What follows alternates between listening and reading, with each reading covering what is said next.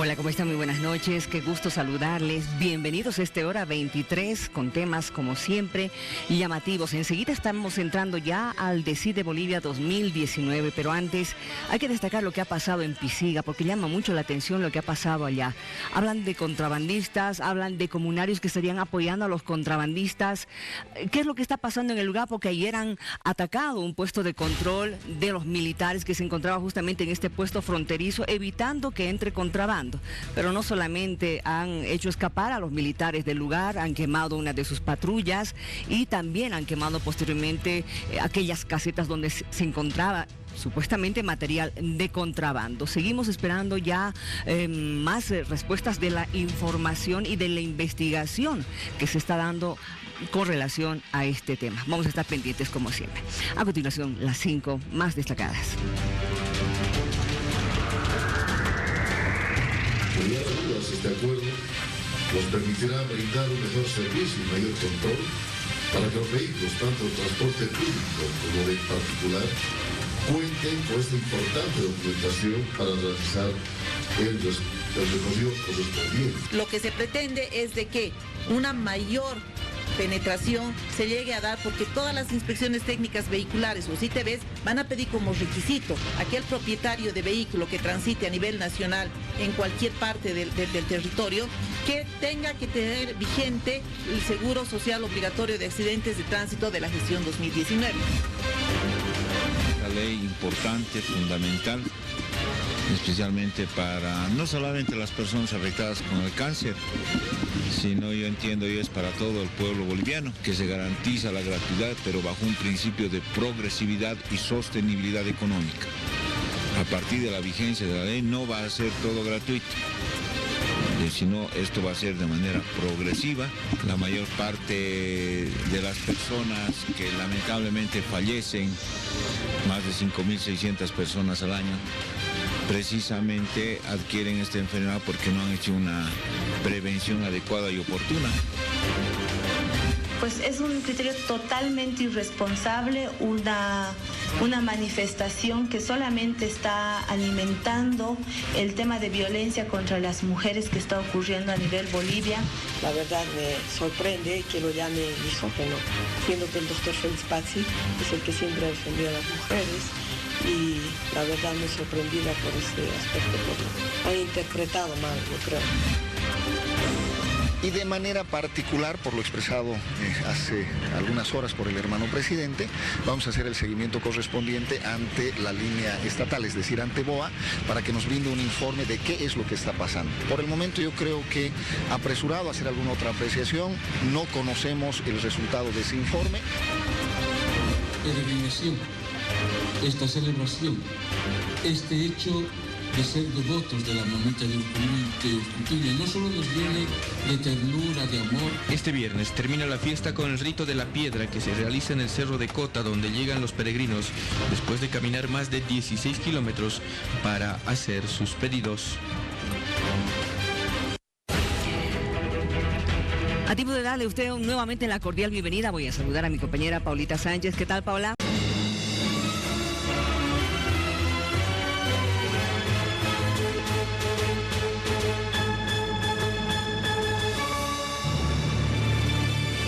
Esta noche nos visita el ministro de Economía, Luis Arce Catacora. Luis Alberto Arce Catacora nació en la ciudad de La Paz el 28 de septiembre de 1963. Licenciado en Economía por la Universidad Mayor de San Andrés. Máster en Ciencias Económicas de la Universidad de Warwick. Cuenta con un doctorado honoris causa de la Universidad de los Andes y de la Universidad Franz Tamayo. Desde 1987 trabajó en el Banco Central de Bolivia, donde realizó su carrera profesional. Lideró el programa de desarrollo de financiación externa del presidente electo Evo Morales. En 2006 fue nombrado ministro de Hacienda en el primer gobierno de Morales. En 2009 asumió el Ministerio de Economía y Finanzas Públicas del Estado Plurinacional de Bolivia. También ha dado numerosas conferencias en universidades de Europa, América del Norte y América Latina, incluidas la Universidad de Columbia en Nueva York, la Universidad de Georgetown, la Universidad Americana, la Universidad de Pittsburgh, la Universidad de Harvard, la Universidad de Chicago, la Universidad de Buenos Aires. En 2011 la revista América Economía le situó en el 10º lugar entre los ministros de Economía de la región. 2012 ascendió al puesto número 8 y el 2013 se mantuvo entre los 8 mejores ministros de economía de la región, de un total de 18. Entre sus publicaciones de análisis están: incertidumbre y dolarización en Bolivia, ¿es adecuado el mecanismo del bolsín? Breve evaluación del régimen cambiario boliviano. Contribución al debate sobre la dolarización, la demanda por dinero en Bolivia, liberación financiera y concentración en el sistema bancario. Su libro, El modelo económico social comunitario productivo boliviano. ¿Cómo está, ministro? Bienvenido. Miriam, muy buenas noches a los televidentes, encantado de estar en tu programa, muchas gracias. Quiero contarle de que cuando hemos comenzado con este Bolivia Decide, habíamos diseñado una lista de 10 temas que merecerían ser atendidos o que podrían ser de preocupación en el país.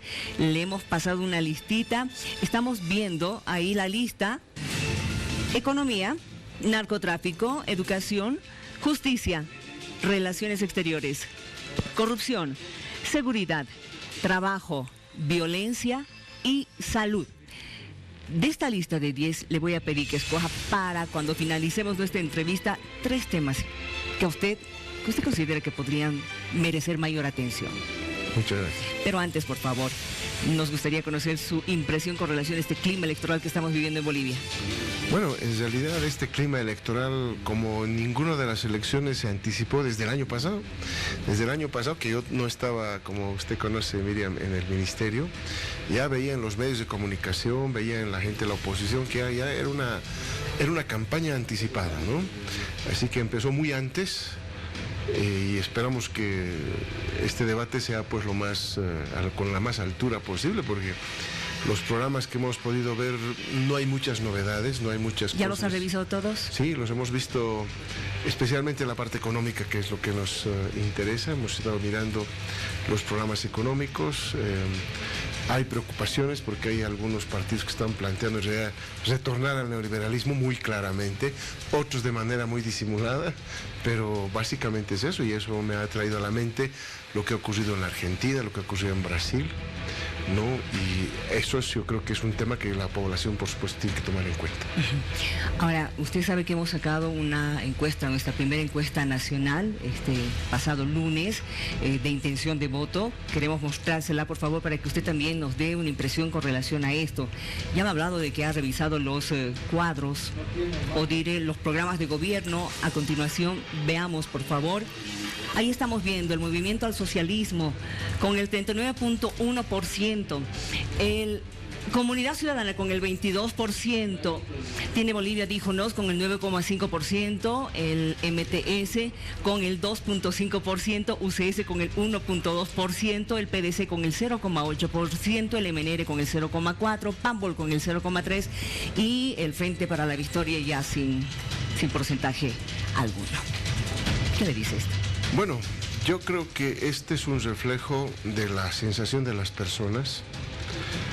La gente, no solamente en nuestro país, en todos los países, lo primero que perciben es el tema económico. No es ni el tema político. Mucha gente no conoce qué es el socialismo, qué es el centroizquierdismo, el derechismo, el fascismo, en fin. Lo que la gente valora en un gobierno es la propuesta económica, ¿no? Es lo más importante.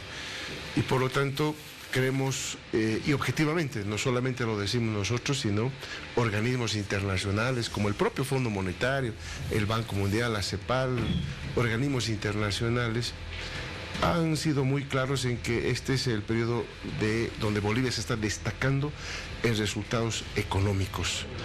Estamos liderizando por 5 años consecutivos el crecimiento económico de la región, desde el 2014, 15, 16, 17 y 18, liderizando.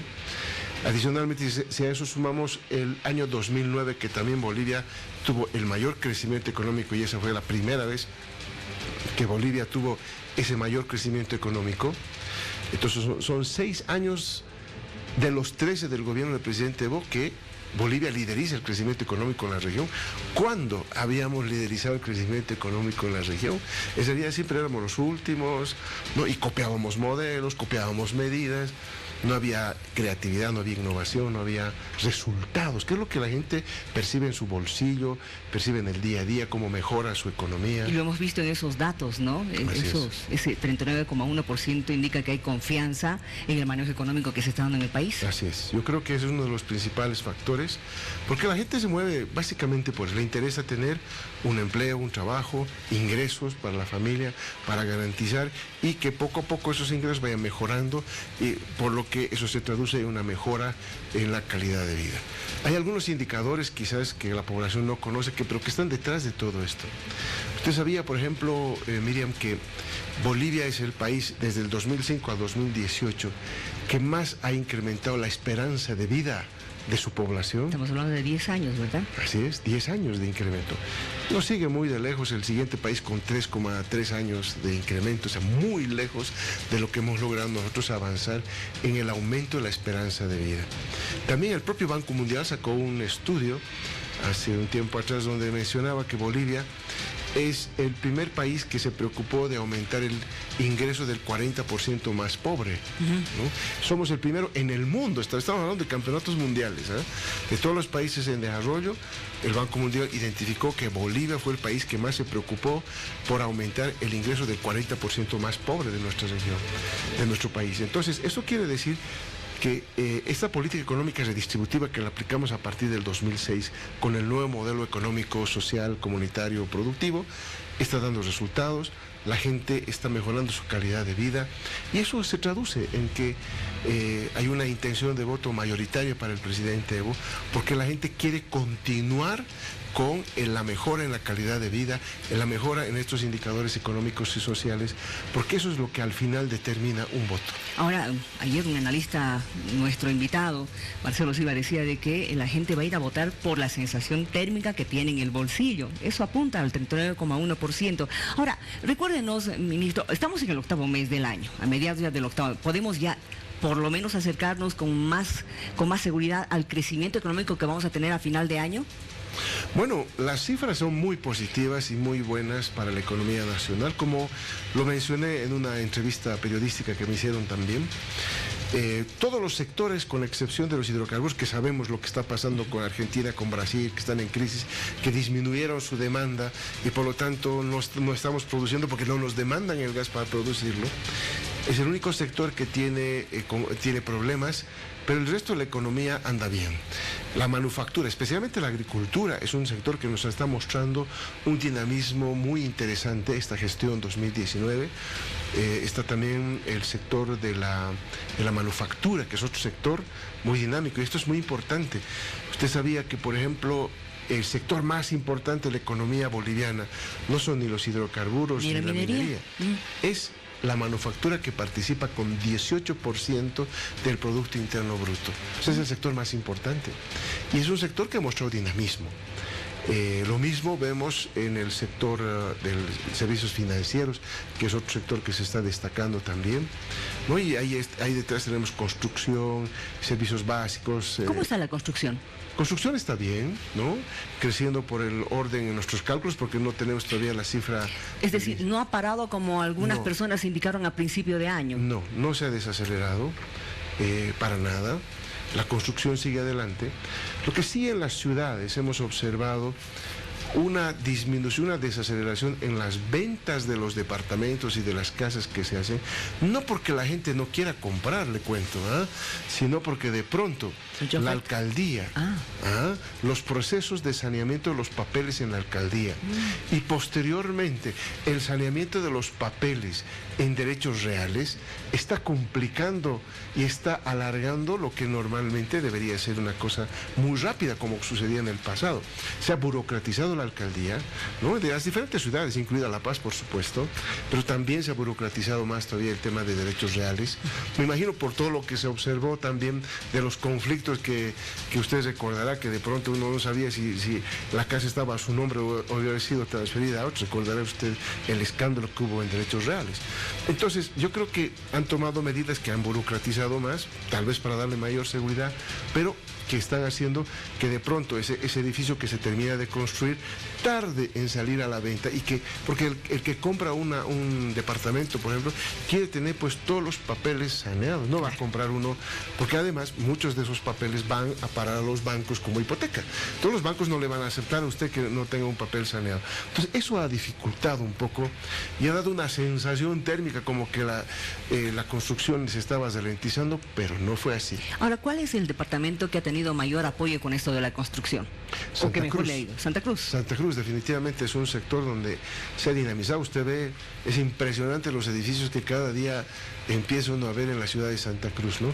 El Urubó se ha convertido también en una plaza donde mucha gente ha comprado sus terrenos, sus lotes y está construyendo. Hay condominios que están ofertándose de viviendas. Aquí, por supuesto, en La Paz nos parece pues algo impresionante porque uno puede comprarse una casa en 70,000, en 80,000 dólares, ¿no? Entonces, imagínese usted, una casa en 80,000 dólares aquí no se compra ni un departamento acá, ¿no? Con los precios que están ahora. Pero bien, vean ustedes que es un tema que claramente identifica que Santa Cruz es el mayor beneficiado de este auge en la construcción en el país. Ahora quiero que me explique algo para que la gente vaya entendiendo. ¿Qué es esto del déficit fiscal? ¿Cómo estamos con el déficit fiscal? Bueno, el déficit fiscal, la diferencia entre los ingresos y gastos totales que tiene el sector público. Pero aquí yo creo que he escuchado esas versiones, sí, que estamos con mucho déficit, Bien, el déficit per se no es malo. El déficit hay que ver cómo se está generando. Por ejemplo, le voy a dar el caso argentino, el caso brasilero, para que usted se dé cuenta, y el caso boliviano para que nos demos cuenta de lo que se pasa. Nosotros en economía tenemos unos ingresos que se llaman los ingresos corrientes, los gastos corrientes, que son los ingresos, en el primero, que son los impuestos, los ingresos aduaneros, en fin, todo lo que cobra el Estado para generar ingresos, que tiene que cubrir todo lo que son los gastos corrientes, vale decir, el pago de sueldos y salarios, la compra de bienes y servicios, ¿no? Compra de papel, en fin, todo lo que se requiere para que el Estado funcione. En países como Argentina y Brasil, los ingresos corrientes son menores a los egresos corrientes. Por lo tanto, hay un déficit corriente que luego se traduce en un déficit fiscal. En el caso boliviano, los ingresos corrientes superan los egresos corrientes. Pero evidentemente, cuando uno ve las cifras totales, hay un déficit. ¿Y de dónde entonces se pregunta uno viene este déficit? Si estamos generando más ingresos de lo que gastamos. Todo ese excedente de ingresos que generamos, que sobrepasan los egresos corrientes que tenemos, el Estado boliviano lo invierte. Eso se llama inversión pública. Muy bien. Entonces, lo que está pasando es que el déficit que tiene Bolivia, a diferencia en los ejemplos que ponía de Brasil y la Argentina, que el déficit proviene de que los gastos corrientes superan a su ingreso corriente en la Argentina y en Brasil, en Bolivia se genera el déficit porque tenemos mayor inversión pública. ¿Estamos invirtiendo más que el año pasado o menos que el año pasado? Más que el año pasado. Y vamos a seguir invirtiendo porque la lógica del modelo económico nuestro es una activa participación del Estado. En realidad, la inversión pública se constituye en la locomotora del crecimiento económico del país. ¿Nos puede contar en qué estamos invirtiendo? Claro que sí, miren ustedes. Aquí la gente en La Paz lo ha sentido. Teleféricos. Es una inversión pública, la hicimos como gobierno nacional. La autopista, que se le entregó también en la gestión pasada. En fin, en esta gestión hay un componente importante de inversión productiva también, ¿no? Hace poquito estábamos inaugurando nuestra fábrica, por ejemplo, de vidrio, estamos inaugurando nuestra fábrica de cemento en Oruro. Esas son inversiones públicas, ¿no? Yo escuchaba decir que están despilfarrando, que está mal invertido. Bueno, pues hemos invertido tan mal que hoy tenemos colas de camiones tratando de comprar el cemento que acabamos de inaugurar nuestra fábrica de cemento en Oruro. Muy mal debemos estar invirtiendo, que nos está yendo tan bien. A tal punto, Miriam, ¿verdad? Y esto desmiente todas esas afirmaciones de que las inversiones están mal hechas, de que el bono Juancito Pinto, por ejemplo, y eso es importante que la población lo conozca, se financia en un 100% con las utilidades de nuestras empresas públicas. O sea, nosotros, el Tesoro General de la Nación no pone un peso ahora para el bono Juancito Pinto. Eso sale de las utilidades de nuestras empresas públicas. Entonces el Ministerio de Economía está presionando permanentemente a nuestras empresas públicas porque tienen que darnos ingresos, generar utilidades que son utilizadas para el proceso de distribuidor del ingreso, que es parte de la filosofía de nuestro modelo en, por ejemplo, el bono Juancito Pinto. Ahora, ¿todas las empresas públicas ya están dando su fruto? Todas ya han arrancado. Las que han arrancado, por supuesto que sí, y las que no, entonces claramente la política del gobierno nacional ha sido cerrarlas. Por ejemplo, estamos hablando de la Enatex, que ustedes recordarán, Miriam, y también el tema de Ecobol, que eran empresas que no rendían. Bueno, Ecobol viene y también Enatex viene de procesos anteriores donde no se manejó bien. Cuando se hicieron, estábamos en el modelo neoliberal. Ahí había un dueño de este Enatex, por ejemplo, que recibía muchas ventajas del Estado en ese momento, que al final no se pudo pagar y tuvo que quebrar la empresa.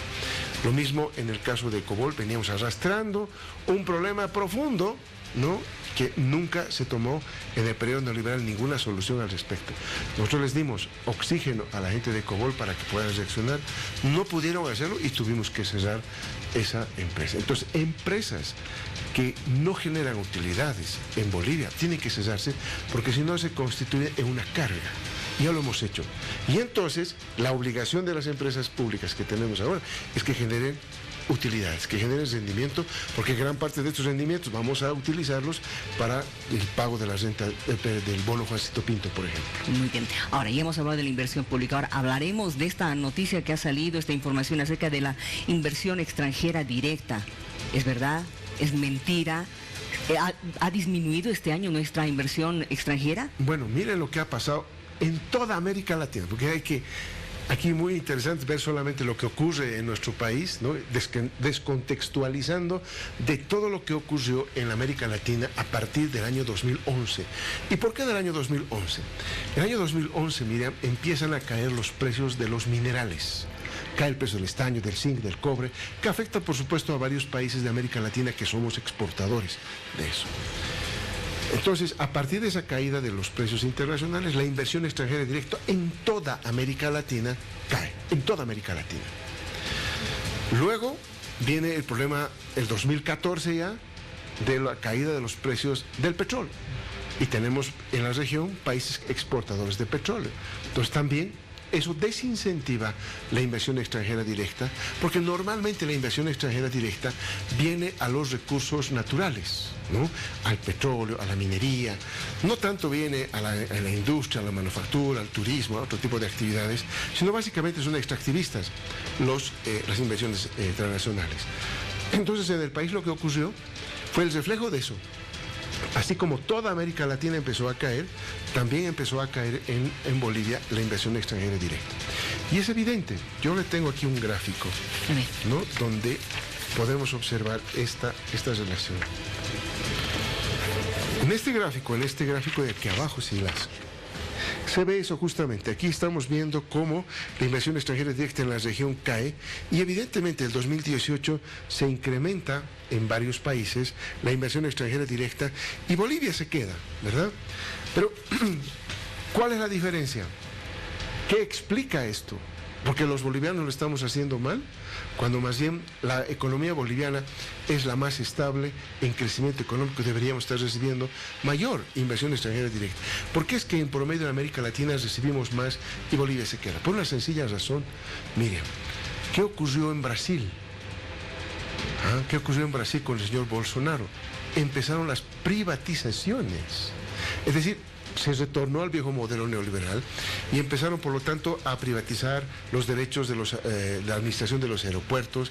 Se empezó a quitarle a Petrobras, que es la empresa estatal petrolera, campos y acciones y cosas que antes hacía Petrobras, ahora lo está reemplazando el sector privado. Y entonces se ha dado, evidentemente, en este país, ¿no?, mayores ventajas a la inversión extranjera directa por el proceso, yo lo voy a llamar, de reprivatización que ha tenido Brasil. Entonces, nosotros no hemos soltado nuestros recursos naturales. Por constitución política del Estado, tanto los hidrocarburos, el litio, en fin, todos los recursos naturales son responsabilidad y patrimonio del Estado boliviano y no pueden privatizarse como está ocurriendo en el Brasil, y por eso es que Brasil evidentemente ha recibido una mayor cantidad de recursos de inversión extranjera, que en el promedio y con las magnitudes que tiene la economía brasilera, por supuesto que hacen elevar el promedio de inversión extranjera que ha tenido América Latina. Pero esa es la respuesta, eso ocurrió. Entonces, las cifras evidentemente pueden hacer engañar la visión de lo que ha ocurrido, pero en realidad en Bolivia hemos tenido mayor inversión. Y tengo un dato que es mucho más interesante. A ver. Esta es la inversión extranjera directa en Bolivia. En el periodo neoliberal aquí tenemos estas barras blancas y en el periodo de nuestro gobierno estas. Claramente, miren, privatizando. En Bolivia, en el mejor de los años, el año 98-99, hemos recibido 1.024 millones de dólares de inversión extranjera directa. Privatizando YPFB, Entel, todas las empresas públicas. Pero miren cómo hemos incrementado la inversión extranjera en nuestro gobierno. Hemos llevado inclusive a 1.750 millones. Bolivia ha recibido en nuestro gobierno una mayor inversión extranjera. Y aquí está el dato positivo que no lo mencionan los medios de comunicación, porque yo los considero que están haciendo más política que informativa, Miriam. Porque este datito que lo pongo acá, ¿qué dice? Que es la comparación del primer trimestre del 2018 y la comparación del primer trimestre del año 2019, datos de la CEPAL, los mismos datos que decían que la inversión extranjera se está cayendo. Sí. Dice que el año 2018, el primer trimestre, nosotros tuvimos en realidad una salida de 16 millones de dólares en lugar de una entrada, menos 16 millones en ese primer trimestre. En este primer trimestre en Bolivia han llegado ya 53 millones de dólares de capital extranjero. O sea, 3 veces más. Entonces, queda claro que Bolivia va a empezar a recuperar, ¿no?, esos niveles de inversión extranjera directa que evidentemente han caído del 17 al 18, de 712 millones a 316 millones, como dice la información periodística, pero son verdades a medias que resultan ser mentiras enteras. Lo que hay que ver es la tendencia de este trimestre, de este año, donde se está revirtiendo la inversión extranjera directa, como puede verse, con datos de la propia CEPAL, ¿no? Y como ustedes pueden ver, entonces quiere decir que evidentemente, paulatinamente la economía boliviana va a empezar a recuperar, como toda la economía latinoamericana, luego del bajón que hemos visto, que mostraba en el gráfico, de toda América Latina en la caída de la inversión extranjera directa.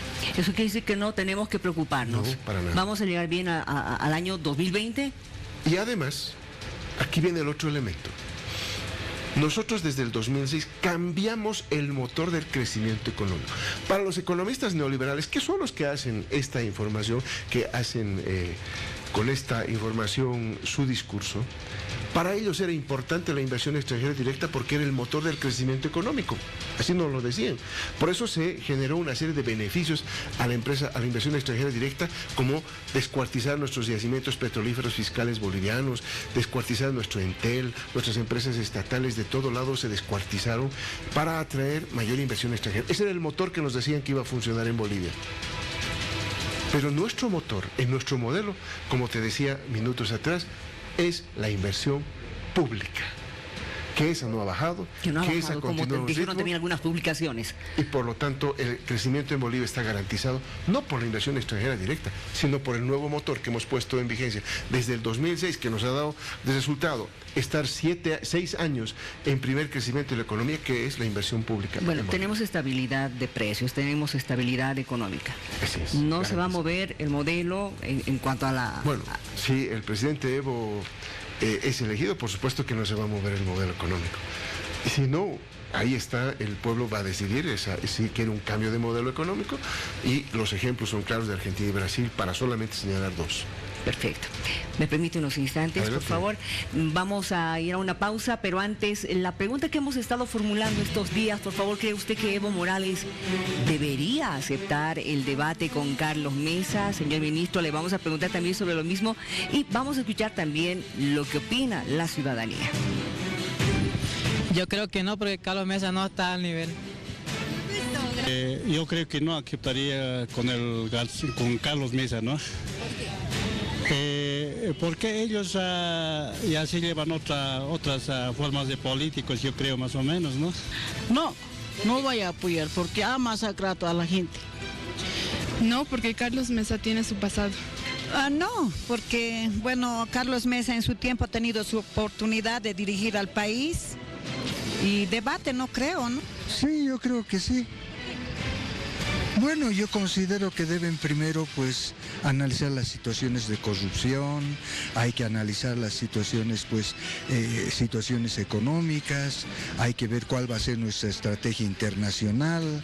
Por el otro... No creo, porque Carlos Mesa no hizo nada por Bolivia, incluso querían ganar recursos hidrocarburos hacia Estados Unidos, y eso no está bien, no está bien.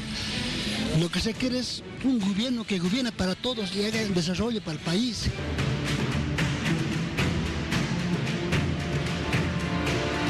Enseguida estaremos nuevamente con el ministro ya para que él nos dé su respuesta con relación justamente a esta pregunta. Y este fin de semana, el domingo, le vamos a dar ya a conocer el resultado de lo que toda la semana hemos estado percibiendo en la calle y también a través de nuestras redes sociales. Entel tiene un mensaje importante para nosotros. Ya estamos listos, apuren. Saquemos la primera selfie para los estados. Ya, dale, Jorge, saca la foto. Che, ¿alguien tiene señal? Me olvidé decirle a mi hermano que le dejé la llave bajo la maceta. Yo tengo, llámalo de acá.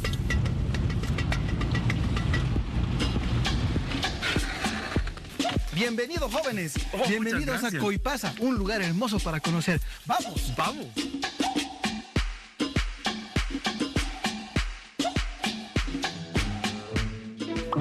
Oye, Jorge, este Choco no puede ni hablar con su madre. No molesten. ¿Por qué ustedes pueden subir estados? Porque somos Entel. Porque vamos bien. Debemos continuar. Obras para ti. Entel. En todos lados.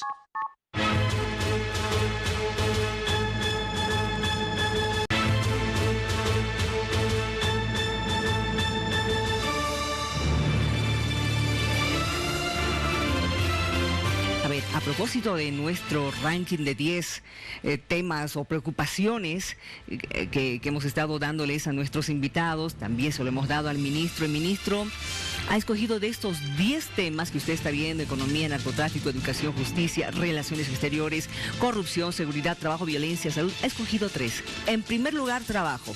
En segundo lugar, violencia familiar. Y en tercer lugar, justicia. Ministro, le pido por favor que me explique por qué considera que trabajo, específicamente trabajo, es un tema de necesidad urgente. Bueno, lo que está ocurriendo en nuestro país en este momento es que estamos pasando por el bono demográfico. ¿Qué es el bono demográfico? Es un momento en la historia de un país donde la mayor parte de la población es joven. Somos un país que tiene un elevado componente de jóvenes en la estructura etaria de nuestra población. Y los jóvenes demandan trabajo. Entonces, ya por eso es que el gobierno nacional ha impulsado el programa Mi Primer Empleo, por ejemplo, ¿no?, para tratar de paliar este efecto de que hay cada vez más jóvenes que quieren entrar al mercado de trabajo a buscar trabajo, y hay que generar las condiciones para que así lo hagan. Y por eso es que las inversiones públicas ahora se están dirigiendo a conformar empresas productivas que puedan absorber esta mano de obra boliviana para aprovechar, ¿no? Un país se beneficia, por eso se llama bono demográfico, no es que nos dan plata, ¿no?, sino que el país cuenta con una cantidad interesante de fuerza laboral que hay que saberla utilizar y aprovechar para acelerar el crecimiento económico de un país. Entonces, en nuestra perspectiva, en esa composición etaria que tiene la sociedad ahora, es importante generar más fuentes de trabajo, y en eso está el programa que nosotros estamos apuntando, justamente a resolver el problema del empleo. Hoy tenemos, felizmente, Miriam, la tasa más baja de desempleo de toda la región. Estoy hablando de Sudamérica. Pero todavía hay, la bajamos de 8% a 4% para redondear, todavía hay ese 4% de desempleo que tenemos que resolver. Y la meta hacia el año 2025 en nuestro programa de gobierno es que esa tasa de desempleo sea el mínimo, que se acerque a cero. No creo que podamos llegar a cero, pero tiene que acercarse lo más posible a cero y generando fuentes de trabajo para especialmente los jóvenes, que es un sector de la sociedad que es el sector grueso de la sociedad más bien, que necesita ser atendido en materia de empleo. Por eso es que yo creo que la percepción de la sociedad es que todo el mundo quiere tener un trabajo y un trabajo seguro y un trabajo estable. Y en eso vamos a trabajar estos años para garantizar eso. Por eso creo que es, para mí, uno de los primeros temas más importantes. A pesar, nuevamente repito, de que tenemos la tasa de desempleo más baja de la región. Hemos logrado con todas las medidas bajar el desempleo, pero no es suficiente y eso estamos muy conscientes. Bueno, tienen dos grandes retos, ¿no? Bajar esta tasa de desempleo que es baja y también la tasa de la pobreza extrema. Así es. Que es otro gran reto. El presidente ya nos ha dado una meta que tiene que ser menos del 5% y creo que lo podemos lograr. Esperemos que sí, ministro. Ahora sí, le voy a repetir la pregunta. Por favor, señor director, la pregunta que estamos formulando esta semana: ¿cree usted que Evo Morales debería aceptar el debate con Carlos Mesa, ya que estamos hablando de este clima electoral? ¿Qué considera usted? Bueno, lo que ocurre en los debates políticos en elecciones es que normalmente el que está abajo trata de debatir con el que está arriba para poder en la discusión o en el debate tratar de sacar algunos votitos más, ¿no? Eso es lo que ocurre normalmente en todas las elecciones. Por eso es que el señor Mesa no quiere debatir con el señor Ortiz, pero quiere debatir con el presidente Evo. Yo considero que el presidente no debería debatir con Carlos Mesa, por una sencilla razón que la he escuchado también de la población.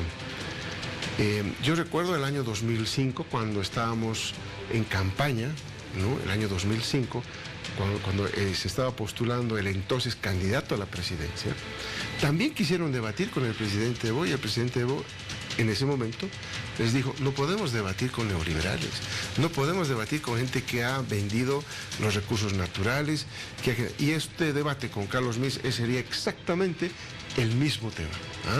Así que por consecuencia de la posición que hemos adoptado desde el 2005 de no debatir con los neoliberales que han hecho tanto daño a la economía boliviana, generando pobreza, desempleo, falta de ingresos, marginación, exclusión de sectores sociales como indígenas, etcétera, venta de nuestros recursos naturales y de nuestras empresas públicas.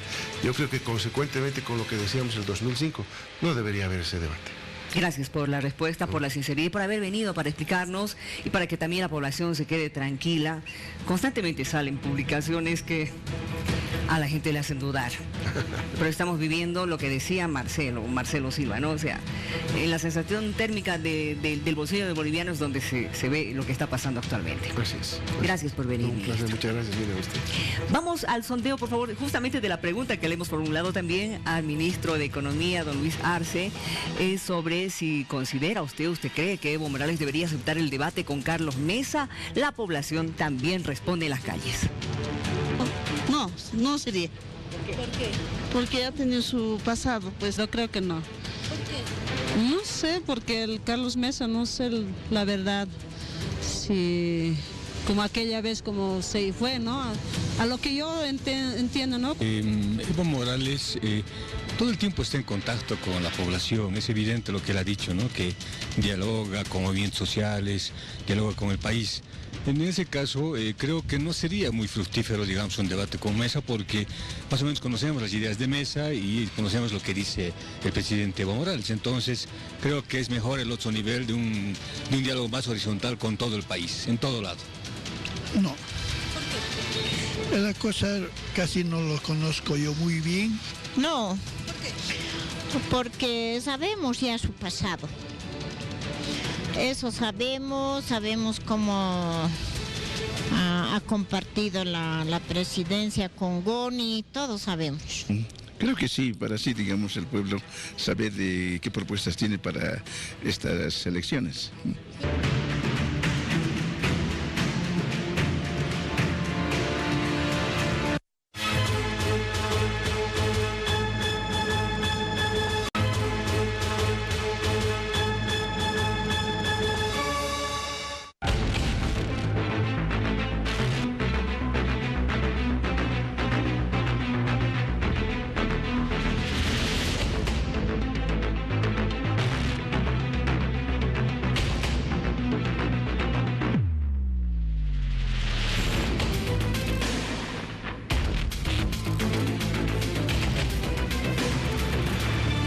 hablar justamente de lo que está pasando rumbo a las elecciones de octubre. Esta noche nos acompaña Franklin Gutiérrez. Franklin Gutiérrez, abogado destacado en la profesión libre con más de 25 años de experiencia. Abogado constitucionalista, director y propietario de Estudio Jurídico. Bienvenido, ¿cómo estás? Muchas gracias, Miriam, por la invitación. Cómo no, un gusto. En Santa Cruz de la Sierra, por favor, saludamos a Pablo Dehesa. Pablo Dehesa, escritor boliviano, se formó en Ingeniería Comercial. 2015, director regional del Ministerio de Autonomías en Santa Cruz. Investigador social, columnista de Semanario 1 y Pulso, analista político.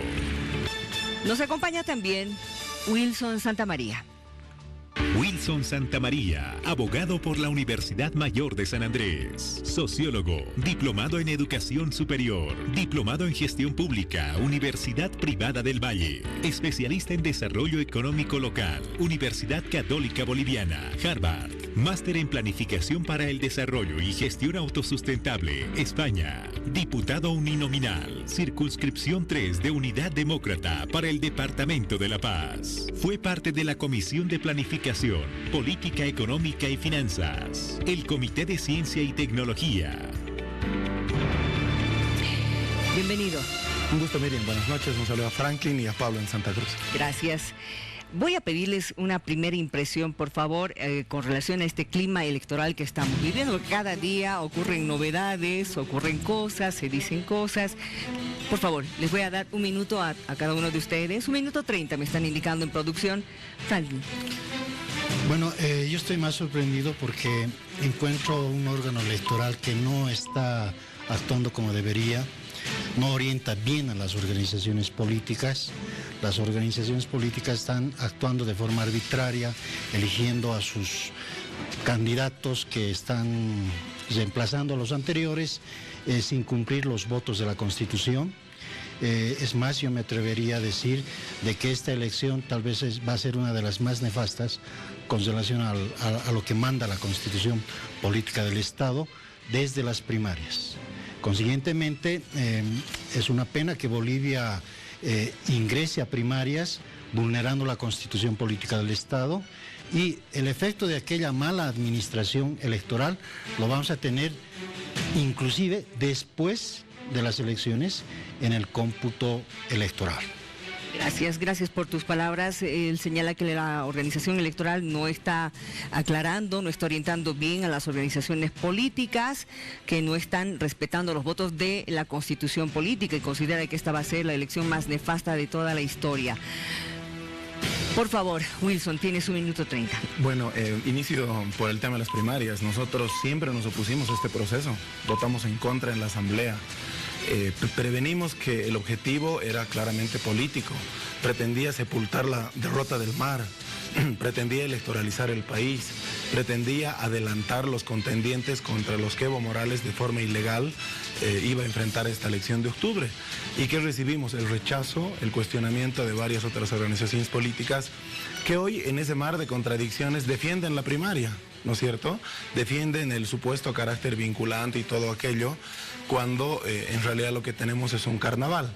Coincido con Franklin en que el órgano electoral, ante esta falta de responsabilidad en la conducción del proceso, dice una cosa, tiene contradicción, emite una resolución en la mañana, la corrige en la tarde y por lo tanto no genera certidumbre para un proceso que es estructural para el país. Hemos insistido también en modificar la forma de elección de los vocales, porque hemos expresado nuestro desacuerdo con su forma de administrar los procesos electorales, la administración del órgano electoral, y hemos pedido su renuncia. ¿Cuál es la respuesta que hemos recibido? La participación tenue en algunas regiones y en otras más fuertes de entidades cívicas, y finalmente el gobierno con sus 2/3 ha impuesto llevar al país a una elección en la que se gastan millones y millones de bolivianos en octubre. Gracias, Wilson. Dice, nos hemos opuesto a este proceso de las primarias, pero hemos recibido el rechazo y el cuestionamiento de otras organizaciones políticas, y coincide con Franklin en lo que estaba señalando en torno al organismo electoral. Pablo, en Santa Cruz tienes 1 minuto 30. Bueno, la verdad que hay que recordar acá cómo nacen las primarias en nuestro país, y es a pedido básicamente de las oposiciones. Son ellas quienes empiezan a hablar de las primarias y generan el debate, y bueno, lo van pidiendo, y bueno, esto se realiza finalmente, ¿no? El órgano electoral lanza un conjunto de reglas para llevar adelante estos procesos, que se ven después alterados por errores en la propia oposición. Es decir, renuncia un candidato, renuncia un candidato a presidente, renuncia un candidato a vicepresidente, y en la medida en que estas cosas se van dando, el órgano electoral, prácticamente sin comer la niña verga, tiene que resolver a la oposición las improvisaciones que viene demostrando. Sería bueno acá, sería deseable también que de parte de las organizaciones opositoras haya una voz autocrítica en este sentido, ¿no? Son sus errores, sus contradicciones, lo que están llevando a que el Tribunal Electoral tenga que dar respuesta a estos imprevistos. ¿Qué dices tú, Franklin? A mí me parece que las organizaciones políticas, tanto del oficialismo, de la oposición, y peor aún, el órgano electoral, no han leído la Constitución Política del Estado. No se trata de que se impuso las primarias. Lógicamente el desarrollo normativo vino muy tarde, porque las primarias ya están en la Constitución Política del Estado. Si me permites, puedo leer. Por favor, adelante. Artículo 210.2 romano. Dice, la elección interna de los dirigentes y los dirigentas y de las candidatas y los candidatos de las agrupaciones ciudadanas y de los partidos políticos serán regulada y fiscalizada por el órgano electoral plurinacional que garantizará la igualdad de participación de hombres y mujeres. Es decir, que la Constitución desde el 2009, aunque no lo dice con el término, pero ya estableció primarias. ¿Qué quiere decir primarias? Primeramente, el partido político que quiere entrar en justas electorales, lo que tiene que hacer es democratizar su partido político, elegir democráticamente a sus dirigentes y también a sus candidatos a la presidencia, vicepresidencia, diputados, senadores, ¿no? Deben someterse a cláusula democrática, bajo la tuición del órgano electoral y fiscalización. No dice con financiamiento del Estado, por si acaso. Por eso yo repito, yo no sé por qué se han gastado dineros del Estado en las primarias cuando eso no está estipulado en la Constitución Política del Estado. Porque el rol que le da la Constitución al órgano electoral es regular y fiscalizar nada más. Los partidos políticos, vuelvo a sostener varias veces, son partidos, hasta las primarias, partidos privados, pero que deben ser organizados democráticamente. El 2009 nos dice eso la Constitución. Entonces uno se pregunta y dice, ¿por qué las primarias recién se han lanzado? Lógicamente los pescó en curva a todos los partidos de la oposición porque ninguno estaba organizado. Todos los partidos son caudillistas. Consiguientemente ninguno cumplió con el voto de la democracia que establece el 210.2 romano de la Constitución Política del Estado. ¿De quién es la culpa? ¿De los partidos políticos? No. Es culpa del órgano constituido, es decir, del órgano electoral, que no ha sabido dar una lectura correcta al 210 y no ha sabido preparar las elecciones y la vida democrática a partir del 2009. Es decir, que las autoridades actuales han arrastrado los defectos de omisión que han tenido y de negligencia de las anteriores autoridades, anteriores vocales del Tribunal Supremo Electoral. Algunas precisiones, Miriam. ¿Qué decía la anterior Constitución sobre el régimen electoral? ¿Y qué decía la anterior ley de partidos políticos? Decía lo mismo. Claro. Que debería haber democratización, entonces no es una cosa nueva, claro. Pero nunca se estableció el tema de la primaria, si no lo hubiéramos practicado. La anterior ley estableció que los partidos tenían que establecer los mecanismos que tú acabas de leer para elegir candidatos, para garantizar la paridad, la alternancia. Y ninguno de esos dice primaria de forma taxativa. Por lo tanto, no es un tema de que no hayamos leído la Constitución. En todo caso, quien no leyó la Constitución e impuso un proceso a la mala porque le convenía cambiar el panorama de la coyuntura que vivía el país, fue el movimiento al socialismo. Yo veo muchas de estas críticas de gente que dice, defienden el referéndum del 21 de febrero, pero participan en el proceso, legitiman al candidato que cuestionan de ilegal. Entonces, ¿cuál es la otra opción? No participar. Y cometemos el mismo error que en Venezuela. O sea, dejamos que el MAS tome el control de todo y nosotros, por respetuosos, entre comillas, no participamos de nada y entonces dejamos al país a merced de un totalitarismo mayor al que vivimos hoy. No pues, no vamos a cometer semejante locura. Por otro lado, ¿Qué dice la ley de organizaciones políticas? El objetivo de la primaria era democratizar las organizaciones. ¿Ha ocurrido aquello? No. Decía garantizar la participación de la militancia. Veamos en el MAS. Ellos han llamado a votar a los cerca de no sé cuántos millones de militantes y funcionarios obligados que tienen inscritos y no han garantizado ni siquiera la mitad. Nosotros les hemos propuesto, cuando se discutió esta ley, que para que la primaria sea de cumplimiento obligatorio, participe igual que en los referéndums, por lo menos la mitad más uno del padrón de cada organización política. No han querido. Ellos fueron los que tuvieron miedo después de proponer el proyecto. No fuimos nosotros, Pablo, los que propusimos marchar con la primaria. Fue el asesor que hoy dirige la campaña de Carlos Mesa, que escribió, recuerdo bien, un artículo sobre las PASO, mirando lo que vivía la Argentina, de las primarias abiertas simultáneamente obligatorias. Nosotros, por supuesto que no podríamos estar en contra de los procesos de democratización partidaria, pero hay una contradicción mayor. ¿Cómo podrías haber ido a una primaria sin que hayas regulado y resuelto el tema de tu padrón? No has puesto en las mismas condiciones a todas las organizaciones políticas. Tienes a un FRI que arrastra su sigla de hace 50 años y que tenía que ir a la elección con cuánto de militantes. Teóricamente con 23.000, frente a un gobierno que superaba los 2 millones, si no me equivoco, el 1.400.000 en total desigualdad de condiciones, ¿no es cierto? Creo que esos elementos no hay que perderlos de vista. Hoy finalmente estamos en la carrera y no podemos abandonarla por responsabilidad con el país también. A ver, dejamos que Pablo también responda a lo que acaba de decir Wilson. Coincido en buena medida con parte del diagnóstico tanto de Wilson como de Franklin, es decir, han dicho cosas que son evidentemente ciertas, es decir, las organizaciones políticas de la oposición históricamente no se prepararon para escenarios de democratización interna. Efectivamente, las organizaciones políticas, las organizaciones partidarias de la oposición son instituciones prácticamente con dueños, ¿no? O al menos esa era la situación efectivamente hasta antes de este proceso de primaria. No es ningún secreto esto, es evidente, ¿no? que esto venía siendo así. Efectivamente, han tenido grandes dificultades para realizar este tránsito, ¿no es cierto? En estas condiciones, efectivamente, por sus características, el MAS llega mejor preparado, porque efectivamente es un partido organizado como movimiento social en realidad, ¿no? Con una estructura ahí que recupera, digamos, las bases mismas de formas de organización de la sociedad que se incorporan a la actividad política dentro del MAS. Esta es su característica, ¿no? Y en contraste con esto, las otras organizaciones clientelares básicamente se encuentran en gran desventaja y ahora llegan a este momento y se ven en la obligación de improvisar.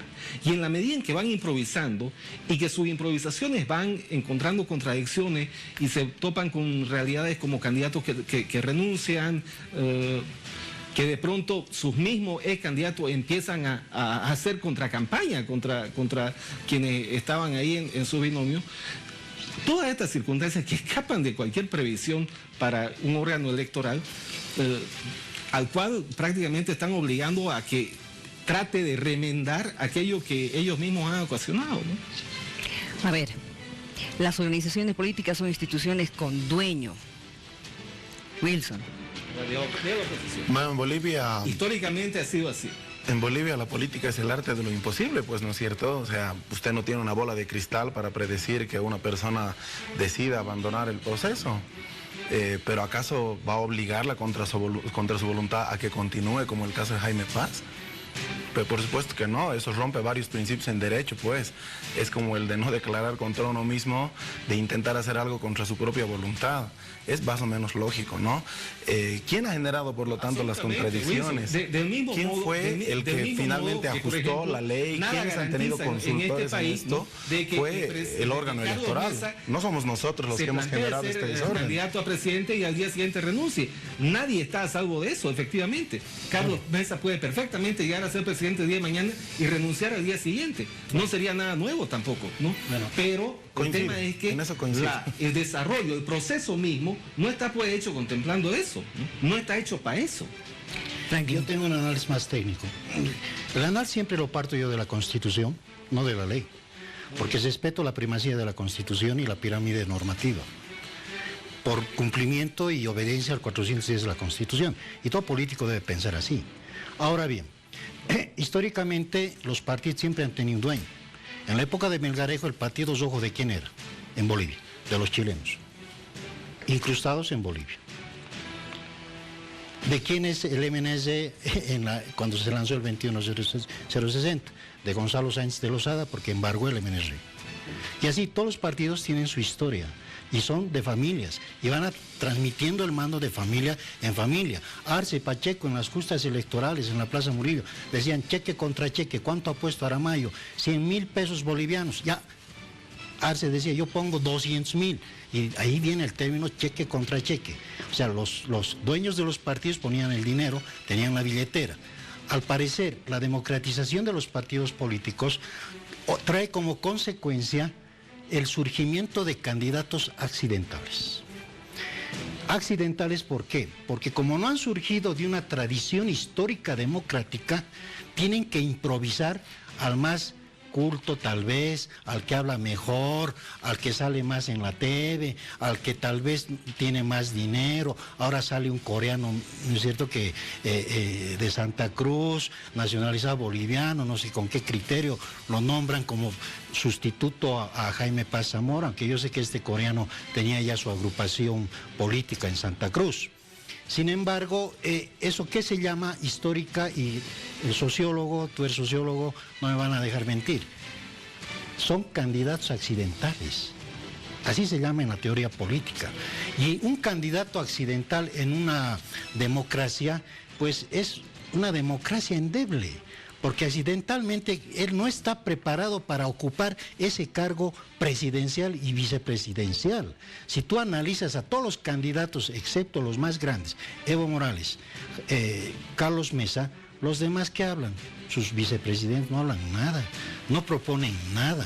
¿Por qué? Porque están ahí tal vez obligados o porque los han elegido y él quiere, bueno, estar ahí, pero no habla nada, no propone nada, porque es un candidato accidental. Les pido un favor, vamos a hablar al retornar de la pausa de las sustituciones, justamente los candidatos que van a sustituir a los que han dejado, a los que han renunciado. Pero antes, por favor, esta pregunta, señor director, que también se las vamos a formular a finalizar el programa a nuestros invitados. ¿Cree usted que Evo Morales debería aceptar el debate con Carlos Mesa? ¿Qué opina usted en casa? También puede participar con nosotros a través de nuestras redes sociales. Esta es la respuesta de nuestra población en las calles. Yo creo que no, porque es imposible que debate, porque con el pueblo está posible Evo. Con Mesa no creo que debate, claro que piden, pero no puede debatir, creo. No, porque estaba con Goni. Y también por muchas cosas, ¿no?, que yo creía, Mesa creía, porque él es buen, ¿cómo se puede decir?, historiador, así, es bueno. Pero en el tiempo que yo también he visto situaciones malas, ¿no ves qué ha pasado antes, por ejemplo, ahorita estamos tranquilos en la vida, pero antes no era así. Para mí no creo. Porque yo pienso, yo como ciudadana, ¿no?, que yo pienso que debería debatir con la gente, dar sus propuestas a la gente, a la comunidad, a las organizaciones, a la ciudadanía, porque entre ellos solitos debaten. ¿Y qué pasa? Nosotros tenemos que debatir, el pueblo tiene que debatir con los candidatos, me parece eso. No, porque Carlos Mesa tiene un pasado oscuro. ¿Listo? Sí, yo creo que no creo que sea necesario el debate. Porque Carlos Mesa ya tuvo su oportunidad, entonces ahí lo ha demostrado todo.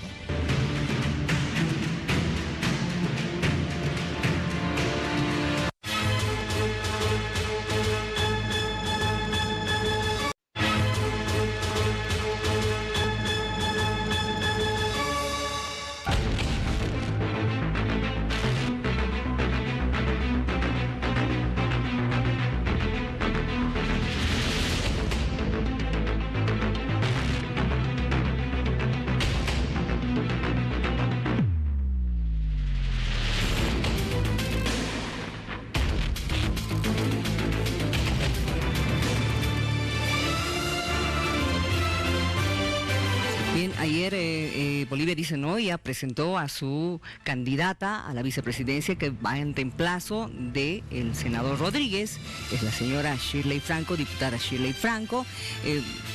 De rigor, le puedo preguntar directamente a Wilson. Háblanos de la señora Shirley. Bueno, Shirley es nuestra jefa de bancada actualmente en diputados. Creo que ha tenido una trayectoria bastante destacable en varios temas de fiscalización, pero ella ha sido ya concejal además en el Cercado, en la ciudad de Cochabamba, en el anterior periodo constitucional municipal que corresponde, donde también ha destacado por varios otros asuntos. Tiene una formación bastante interesante. Ella es politóloga de la Universidad Mayor de San Simón. Y creo que vamos a tener el tiempo, como decía Franklin, ella creo que no entra todavía en la bolsa de los que no proponen, porque es una persona bastante preparada en los temas de gestión pública, en los temas de equidad de género. Primero. Segundo, nosotros lo único que estamos haciendo es apegarnos a una disposición que ha emitido el Tribunal Supremo Electoral, que ha establecido la permisibilidad respecto a la sustitución. Y como lo ha explicado hoy Rafael Quispe, hemos tomado una decisión para el gusto de Franklin en apego a la Constitución. Es decir, nosotros hemos visto esta posibilidad como un relanzamiento que nos permite incorporar a una mujer, garantizando los principios de equidad, de paridad, y creo que Shirley representa a esa nueva generación, tiene 32 años, va a los 33, para representar a este bloque de mujeres, de jóvenes que esperan una Bolivia distinta, con oportunidades, con honestidad y con seguridad en este siglo nuevo distinto que vivimos junto a la tecnología. Ella va a estar, vamos a tener una presentación en el caso de La Paz, mucho más política, y obviamente va a ser la encargada de difundir. Pensamos hacerlo mañana, lo vamos a definir, lo comunicarán la gente que mire ese asunto, pero que ya Oscar ayer ha resuelto este tema, resaltando su perfil, dejando en claro que a pesar de las conciencias oscuras de quienes estaban en nuestra organización política y pensaban hacernos daño, en realidad lo que han hecho es fortalecer un crecimiento. Empezamos con -2, y hoy todos los estudios sobre los que yo tengo algunos reparos también por muestra y temas técnicos tienen algo de coincidente, muestran que estamos creciendo. Y esperamos que con la incorporación de Shirley, a quien le brindamos nuestro respaldo y le deseamos el mejor de los éxitos, vamos a poner todo nuestro empeño para que ella pueda acompañar a este binomio junto con Oscar y tener un trabajo con buenos resultados. Muy bien, a ver, ¿qué nos dices tú, Pablo? Bueno, que para los fines de Bolivia, dice, no, me parece una elección tremendamente interesante la que han realizado, ¿no? Es celebrable, digamos, que una mujer joven esté presente en la contienda, sea parte de uno de los binomios, es algo que le hace bien a la democracia. Esto me retrotrae también un poquito a lo que mencionaba Franklin, ¿no? Hay candidatos efectivamente improvisados, ¿no? Pero esto no determina en sí una debilidad de la democracia boliviana como tal, ¿no? Esto está hablando de una habilidad específicamente en la vereda opositora, ¿no? Dicho esto, la mejor de las suertes, ¿no? Para la dama, yo creo que esto es una señal que apunta justamente a intentar captar un voto joven, un voto femenino. Vamos a ver si lo logra con éxito o en qué medida lo hace. Hay que tener en cuenta, sí, que acá, si bien la figura de quien acompaña en el binomio al candidato a presidente es importante, ¿no? Básicamente es la propuesta, la historia, la biografía, lo que dice el candidato a presidente, lo que termina posicionando discurso y generando la mayor cantidad de adhesión o de rechazo. ¿Qué dice Franklin? Bueno, a mi parecer vamos a entrar a la teoría de los actos consentidos. ¿Por qué? Yo sostengo el 210 de la Constitución. Si la agrupación Bolivia dice no ha pedido la participación del órgano electoral para esta elección, para mi criterio esa elección es inconstitucional. Sin embargo, si es que el órgano electoral les va a aceptar esa suplencia, entramos a la teoría de los actos consentidos. Estamos consintiendo y el órgano electoral estaría avalando esa suplencia y esa candidatura. Consiguientemente ya estaríamos entrando a la decisión del pueblo y el soberano pues podrá decidir a través del voto si la aprueban, la reprueban, o depende también de la campaña que ella haga. Yo he debatido una vez en otro medio de comunicación con ella, me parece una persona muy preparada, interesante, hubiera sido importante pensar antes en ella, ¿no? Eso es, por eso digo, son accidentales, porque si hubieran pensado mejor en el perfil político de la gente que tiene esta trayectoria, no estaríamos atravesando estos conflictos. ¿Tenéis alguna observación con relación al PDC? Ah, claro, al PDC, Jaime Paz Mora, ¿no es cierto? Era más fácil pronunciar Nagatani que Chinchun, no sé con Sí, creo que apellido, sí. pero bueno, son las cosas de la política. Sí. Yo apuntaría dos cosas a lo que ha dicho Franklin. Nosotros, una vez que decidieron abandonarnos de la manera más oscura, no nos lamentamos, finalmente el proyecto continúa, pero hemos esperado todo el tiempo hasta que es el órgano electoral el que ha decidido comunicar que se aplique el artículo 148 de la ley 026, y eso es importante. No es que esta elección se permita la sustitución de las candidaturas. Todos los últimos procesos, los 6 procesos electorales hacia atrás, siempre se ha permitido la sustitución por determinadas causales, ¿no es cierto? No es una cosa nueva. Hoy está en entredicho por el tema de la primaria, porque el órgano electoral no sabe explicar qué es lo vinculante.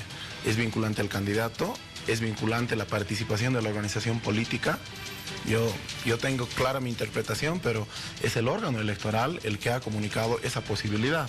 Una vez que ellos lo han hecho, nosotros, por supuesto que hemos tomado la decisión de buscar los perfiles adecuados y hemos anunciado ayer la participación de Shirley, que como ha acertado Pablo, buscamos tener una presencia más contundente en el sector femenino, valoramos mucho el trabajo que ella ha realizado estos años en la Asamblea Legislativa, pero además apostamos por una representación real de la juventud, de una generación distinta, muy familiarizada e influenciada por las redes sociales y por condiciones distintas en el país, que buscan mejores condiciones de laboralidad, que buscan oportunidades económicas, que buscan la transformación en términos reales de la justicia, que es lo que hoy no tenemos.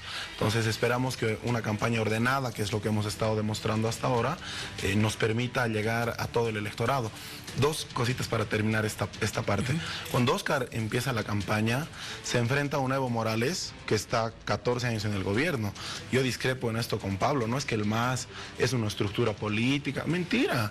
El MAS es un conglomerado de organizaciones sociales y sindicales que están hoy pertrechadas en el poder porque no quieren perder privilegios, de recibir recursos como lo han hecho como en el Fondo Indígena en sus cuentas particulares, y por eso hay estos eventos en los que se lanzan sillas, piedras, se gritan y se matan por intentar llegar a la Asamblea Legislativa, porque para ellos es importantísimo mantener poder.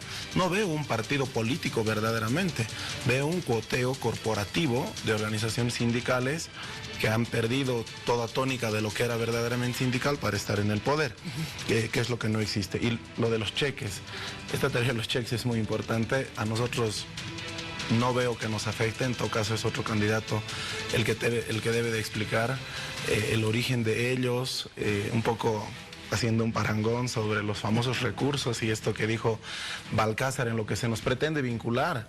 No fue pues el MNR nuestro socio, nosotros no cogobernamos con ellos, y creo que es muy importante tener claro el pasado antes de proponer el futuro. Vamos a volver enseguida, por favor, una nueva pausa, pero a propósito del candidato del PDC, el que va a reemplazar a Jaime Paz Zamora, sí, evidentemente es de origen coreano, pero de nacionalidad boliviana, médico, es misionero, evangelista. Esos son los detalles. Mañana será presentado en La Paz en un conocido hotel del centro. Ya volvemos.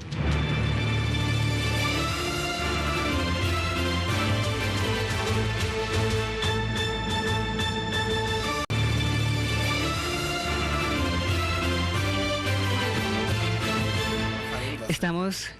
¿Cómo era? Perdón. Por favor, la pregunta, señor director. La pregunta para que también nuestros invitados respondan. Pablo, atento, por favor. ¿Cree usted que Evo Morales debería aceptar el debate con Carlos Mesa? Te paso el micrófono, Pablo.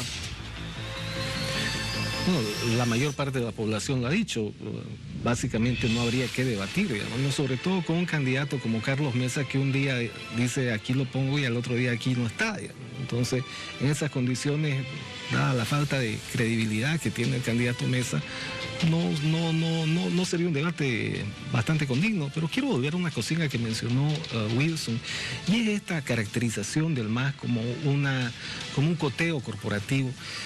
Hay ahí un desprecio hacia la forma de organización sociales de populares, ¿no? Y mientras sigan pensando de esa manera, los de la oposición van a seguir perdiendo elecciones, porque donde ellos ven en federaciones, sindicatos, gremios, etcétera, etcétera, algo ajeno, algo a rechazar, el MAS entiende ahí un potencial genuino de la sociedad boliviana, lo recoge, lo incorpora y trabaja con eso. Interesante, Franklin. Bueno, vayamos al debate. En la política se debería incorporar un principio elemental que está en la Constitución, que es el principio de igualdad y el principio de la contradicción. El principio de la contradicción es transversal y cuando estamos en un periodo electoral, las contradicciones el pueblo las tiene que conocer mediante el debate. El debate tiene que ser pues primero entre los líderes, los candidatos cupulares a la presidencia y a la vicepresidencia. En un modelo de Estado social de derecho, donde el interés es de la sociedad, el debate es crucial. En un Estado neoliberal podemos aceptar y decir, bueno, el candidato es dueño de su voluntad y de su consentimiento. Si quiere, debate; si no quiere, no debate. Pero en un Estado social de derecho, como dice el artículo 1 de la Constitución, la sociedad necesita alimentarse de las propuestas.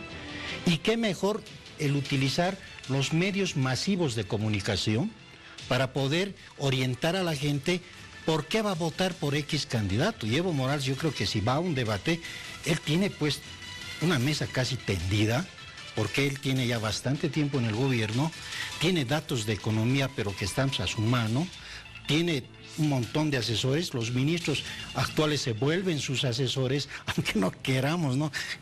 Pero se vuelven sus asesores, le presentan la agenda patriótica y él tendría que decir, pues, por qué su gestión es buena y por qué no. O sea, muchos dicen, no, la gestión de él es la propaganda política, pero dado el momento la gente va a pensar en su bolsillo y va a decir, a ver, no me ha convencido el candidato de la oposición, ¿qué hago? ¿Con Evo estoy bien económicamente o estoy mal? Y bueno, como le pasó a Macri, la gente va a decir, no, pues nos han quitado tantos bonos y antes estábamos bien con Kirchner. Entonces, no, yo no voto por Macri. Entonces sustituye ahí el debate de un debate ciego entre el pueblo y lo que piensa el pueblo. Ya no tenemos el debate de dos personas que están en carrera electoral. Por lo tanto, en conclusión, el modelo de Estado social de derecho obliga a los candidatos a sentarse a debatir. De lo contrario, el pueblo está siendo defraudado. Yo entiendo que el MAS tiene una consigna. El pueblo dice, bueno, el presidente debate con el pueblo. Bueno, es un debate unilateral, ¿no es cierto? Unilateral. Entonces rompe el principio de la contradicción. El principio de contradicción, él no va a tener pues cuestionamientos que le hagan. Él también tiene que hacer cuestionamientos a la otra parte. Y todo depende de la línea de cuestionario y de la modalidad y de la altura de quien dirija ese debate, ¿no? Entonces, yo creo que es sano para la democracia y para el pensamiento de todos los bolivianos, de las bolivianas y bolivianos, que haya debate. ¿Qué dices tú, Wilson? Bueno, primero un paréntesis por lo que ha dicho Pablo. Por alusión decimos en la asamblea. Nosotros valoramos, Pablo, la participación de las organizaciones sociales. No tenemos un estigma. No somos los que durante todo el tiempo los hemos vendido como la reserva moral y han terminado involucrados con desfalcos en la administración de fondos del Estado. Y valoramos tanto su participación política que nuestra candidata a diputada, segunda diputada en el Departamento de La Paz, es la ejecutiva de la Cor contestataria. Tenemos alianza con los gremiales, tenemos alianza con el CONAMAC, tenemos alianza con pueblos indígenas de tierras bajas que están en la lista, que no son parte solamente decorativa de un proyecto político. Por supuesto que los valoramos, pero también cuestionamos inclusive la forma judicial en la que se les ha dado un trato preferente para que cuando eres del MAS puedes marchar a tu casa y cuando eres de la oposición tengas el asedio judicial encima. Creo que no es bueno mezclar las cosas. Principio de igualdad. ¿Por qué solo debería debatir con Carlos Mesa? No estoy de acuerdo con la pregunta. Debería debatir con todos los que están en el proceso, porque todos los candidatos son iguales hasta el día de la elección. Ya luego veremos cómo se configura de acuerdo a cómo el soberano sufrague, ¿no es cierto? Y de acuerdo a la mirada también de Franklin, constitucional y un poco con el criterio normativo, ¿por qué es obligatorio votar en este país? La libreta del servicio militar es un documento más, es más importante tener libreta que título de profesional para los varones. No puedes entrar a trabajar en la administración pública, no puedes ejercer varios de tus derechos de ciudadanía. Si no sufragas, no puedes hacer trámites bancarios por determinado tiempo. ¿Por qué si obligamos al ciudadano a comparecer ante las urnas para tomar una decisión y tener corresponsabilidad cuando se decide quién va a ser nuestro gobernante? ¿Por qué no es obligatorio también para quienes postulan a los cargos debatir de cara a la gente?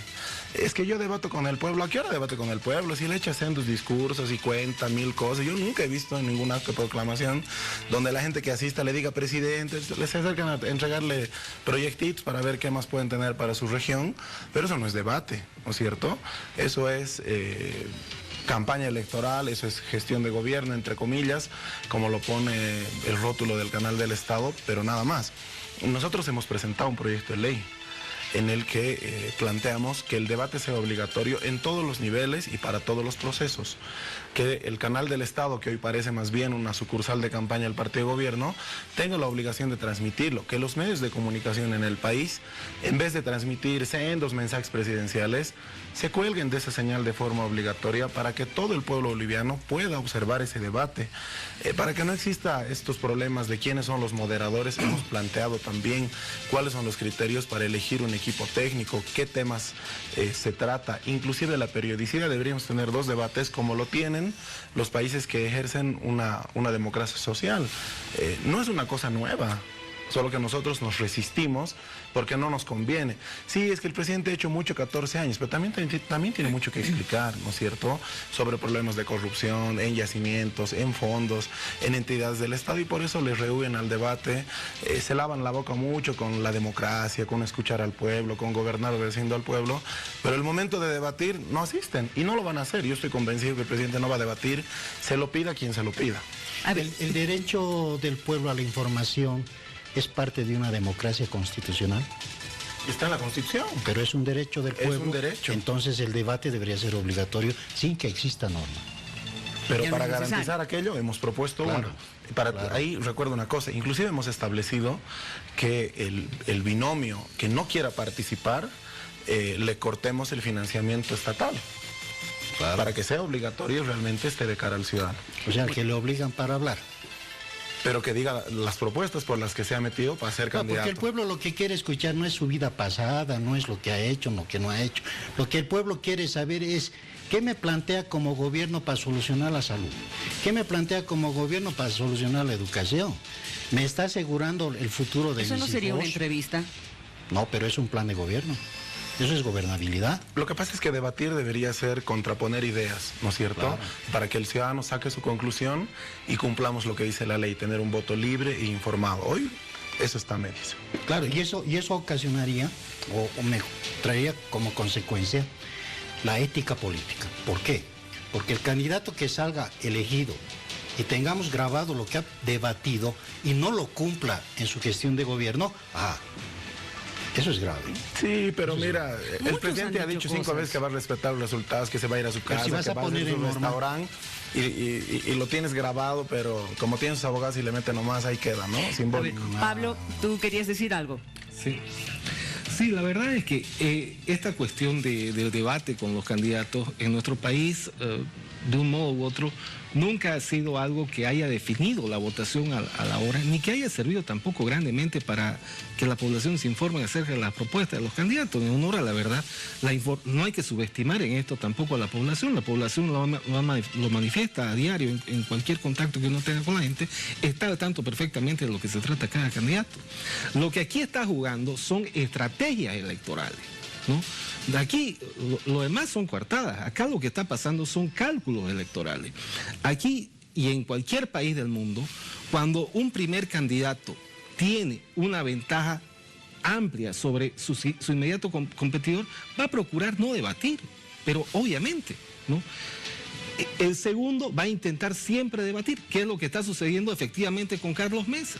Y efectivamente, ¿no?, el tercero va a querer también involucrarse en el debate para no quedar fuera, y es lo que está pasando con Óscar Ortiz respecto a Carlos Mesa, efectivamente, ¿no? Es decir, lo que están jugando acá son estrategias electorales, no está aquí en juego ningún principio de que vaya a alterar medularmente fuera de este cálculo electoral, ni la información del pueblo, ni la calidad de la democracia, etcétera, etcétera, ¿no? Además, había cuenta de todo, de que están en juego acá estrategias electorales, ¿no? La población entiende perfectamente y va a desconfiar naturalmente de lo que vayan a decir, porque los candidatos en campaña, no solamente en este país, en cualquier país, van a tender a decir lo que la población desea escuchar. Cualquier candidato, no estoy diciendo cualquier candidato lo va a hacer, ¿no? Y en nuestro país no es la excepción. Por lo tanto, tampoco sacralicemos el debate y lo pongamos ahí como el elemento disruptivo que va a definir si aquí tenemos democracia o no tenemos democracia. No es cierto eso. Bueno, en un término que me agrada mucho, que sería una estrategia política no debatir. Pero eso es pensar desde el ángulo del político, velando sus intereses. Pero si nos colocamos del lado del pueblo, ¿no es cierto?, y hacemos una encuesta piloto por lo menos, para tener una idea cabal, científica, de decir, ¿el pueblo quiere ver un debate? Yo les aseguro que el pueblo va a ganar y va a decir, sí, quiero ver un debate. Porque la estrategia política no es del pueblo, la estrategia política es del partido. Me parece, querido Franklin, que no has estado escuchando lo que viene diciendo la gente en la pregunta que está formulando este mismo medio mientras estamos acá presentes. La mayor parte de la gente dice que no es necesario ningún debate. O sea, ¿estamos escuchando o no estamos escuchando a la gente? Es que la gente está malinterpretando. Cuando le dice, debe debatir Evo Morales con Mesa, no, pues Mesa tiene una vida oscura, dicen, ¿no? O sea que acá no interesa, no se va a debatir la vida oscura de Mesa, se va a debatir planes políticos, planes económicos.